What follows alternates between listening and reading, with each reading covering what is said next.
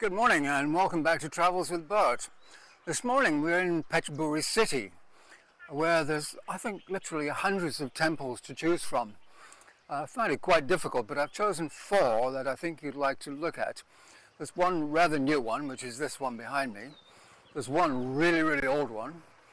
There's one very ornate one and one quite unusual. So I think it should be an interesting morning. So right now we're at a place called Wat Khoi, which is, as I say, is the fairly new one. And you can see the ornate white building behind me, but that's only one of many buildings.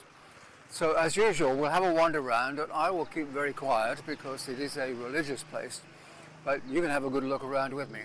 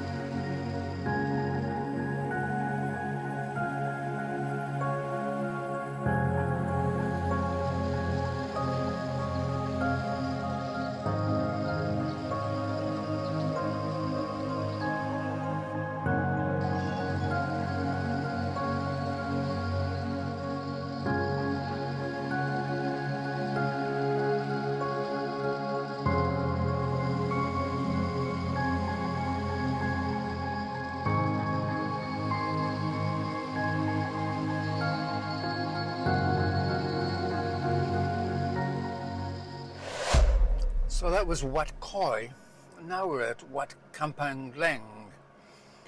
So tell me, how many places are there in the world where you could drive straight through the middle of a 12th century Khmer temple? It's really quite bizarre. Didn't believe me, did you? Right, let's go take a closer look. This is actually the oldest building in Petchaburi, and as the southernmost of the ancient Khmer temples, as part of the Khmer Empire. And these odd-looking buildings are called prangs, a little bit like the chedis that we see at the more modern Buddhist temples. And as you can see, there's 4 of them, all in various states of collapse, I suppose you could call it, but One of them, yeah, the one straight ahead of us, I think we'll go there first. This is the most complete. It still has most of the roof on it. This one is also not like the others in that it's closed on 3 sides and can only open on one.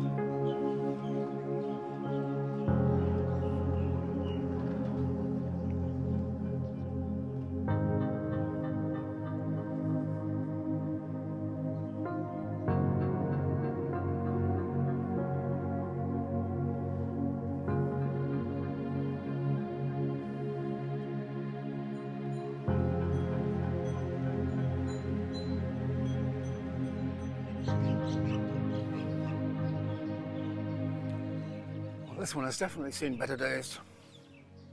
And the material they used is called laterite. It's a kind of sandstone. The whole place is made of these blocks, including the perimeter wall. So that's Kamphaeng Leng. Pretty impressive, I think. Small, but impressive. So let's see what we can find next.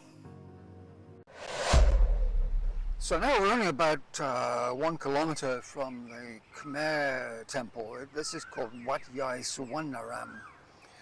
And it was built in the Ayutthaya period, which actually doesn't tell us a lot because the Ayutthaya period is quite long. But it's believed to be at least 300 years old.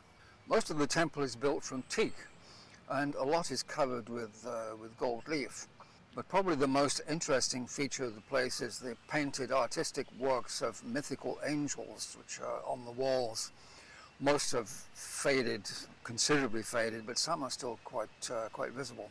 Unfortunately, much of the temple is undergoing restoration at the moment, and you can probably hear all kinds of power tools in the background. But the main building is the one that we're just about to see here across the other side of the lake. So that's where most of the teak is hiding. Okay, this is where we go, I think.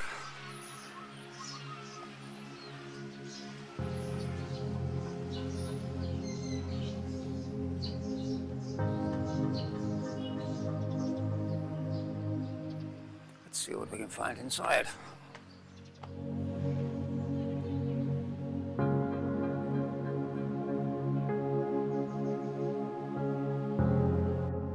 So these are the rather faded murals.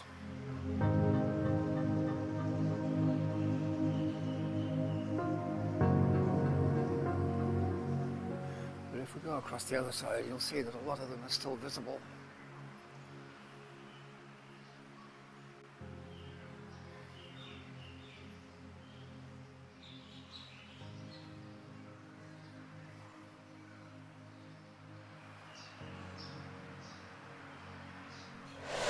So now we're at a place called Wat Sammarong, which actually is not where I intended to be. Inside the city there's they call it a temple, but actually it was built as a royal palace about 100 years ago, and it's a German design and supposedly Art Nouveau. It looked kind of unusual, so I thought that would be a good place to go. But then I discovered it's inside an army base and the security is very tight. And then when you get in there, if you go in the building, there's absolutely nothing inside. There's nothing to see. And then I discovered photography is not allowed, so okay, we'll scrub that one. So we're about only 5 kilometers from the city center, and this place is famous for 400-year-old sandalwood carvings. And it's in the building that you can see behind me. So we'll poodle over there and take a look.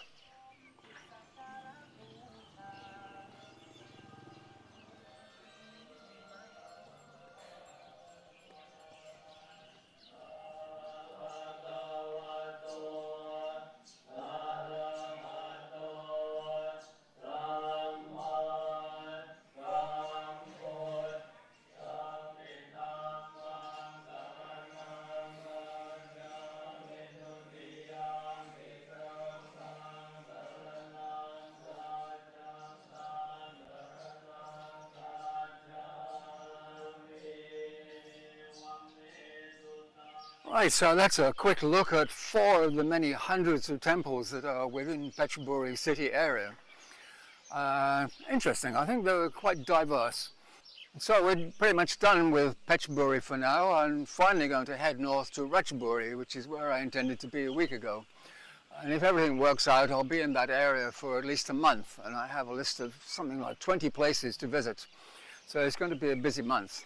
So for now, as usual, I'll say it's goodbye from Bert, and it's goodbye from me. Goodbye!